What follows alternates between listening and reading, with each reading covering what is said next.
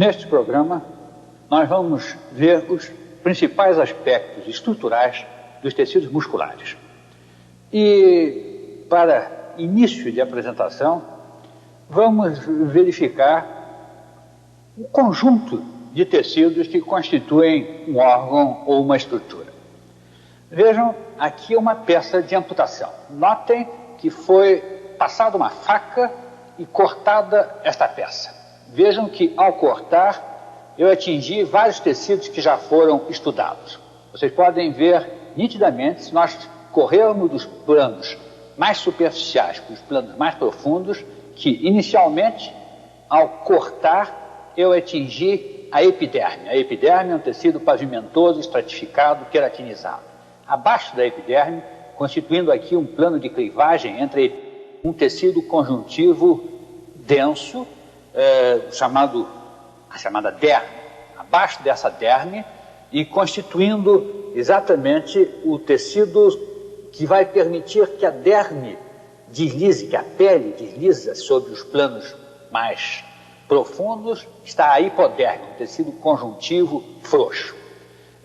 Aqui, nesta região, vem esta zona brilhante, que pode ser perfeitamente visualizada, é uma fáscia, que recobre essas massas musculares que vêm, então, em profundidade. Vejam, em profundidade, toda esta massa vermelha, com a cor característica, é a massa muscular. Esta cor característica, em parte, é devida à intensa vascularização, em parte.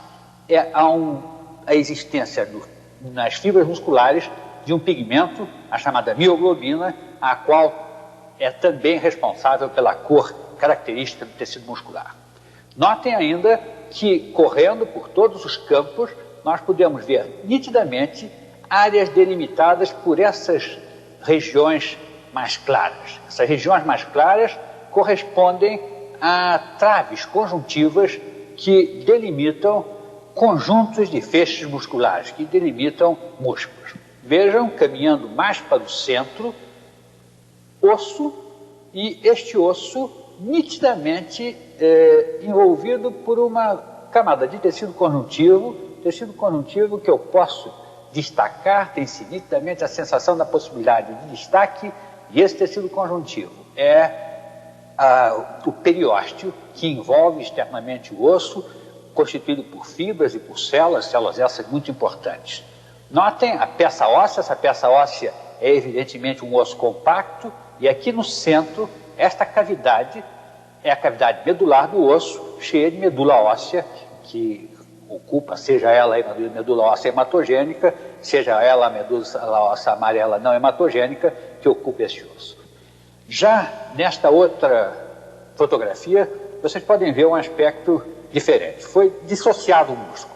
Notem a massa muscular, a cor característica, e percebam que os extremos dessa massa muscular se continuam com um tecido de cor diferente, e esse tecido no qual se continua este músculo é um tendão. O tendão é formado por fibras colágenas, é um tecido conjuntivo orientado, formado por fibras colágenas, fibras de boa resistência têncil, pouco elásticas, e que têm um papel muito importante, porque vão transmitir a força de contração desse músculo. Quando esse músculo se contrair, ele vai transmitir essa força de contração ao tendão. E o movimento que se obtém por contração de um músculo é exatamente o resultado da força dessa contração sobre o plano ósseo, por exemplo, transmitido pelo tendão, como vem aqui. Esta força de contração se exerce, na maioria dos casos, sobre o esqueleto. E por isso, este tipo de tecido muscular é chamado de músculo esquelético. Vocês podem compreender melhor a disposição do músculo em relação ao tendão e ao esqueleto neste outro slide, que é uma representação das primeiras representações de dissecção, talvez, que se conheça com um pouco de precisão científica. É uma gravura de Vesalius. Vejam músculos e podem perceber nitidamente aqui, por exemplo, os músculos dissecados e a inserção desses músculos sobre o esqueleto através do tendão. Vamos agora ver os aspectos histológicos do tecido muscular esquelético.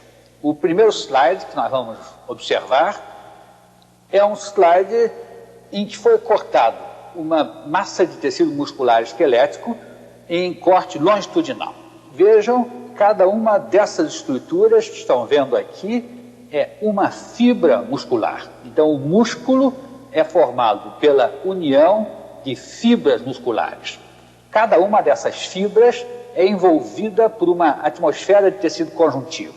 A atmosfera de tecido conjuntivo que envolve imediatamente a fibra se chama o endomísio, forma como se fosse uma bainha conjuntiva em torno de cada fibra. Cada uma dessas fibras, notem que apresenta muito nítida uma alternância de zonas claras e escuras. É exatamente essa alternância muito regular de zonas claras e escuras nesta fibra, isso ainda pode ser visto melhor, que dá a esse tipo de fibra muscular a denominação de fibra muscular estriada.